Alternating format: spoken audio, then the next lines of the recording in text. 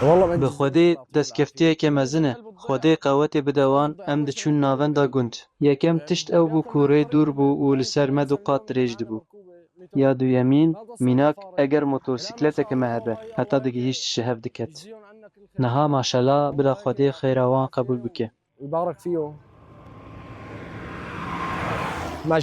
ماشەلا ڕێ لەسەر me hêsankirin yanî pir çêkirin, pira berê wêran û kabil bûme nedikarî têra derbas bibin. Motosîkleta me hebûya, me nedikarî rêyê bibirin. Em nedigihîştin rêya giştî heta ku bişikesta li xelkê binêre, hemû kêfxweşin, hemû wê nedigirin.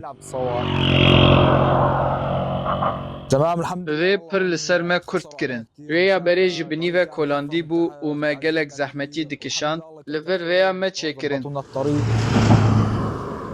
Zehemetiya rêyê bi Xwedê pirsgirêyekek bû li ser rêya vegerê em bi şev saet di duwan de derdiketin ji bo em karibin zû bigihîjin û vegerin. Niha pîroz be, rê pir baş e, mirov di saetekê de digihîje nebik.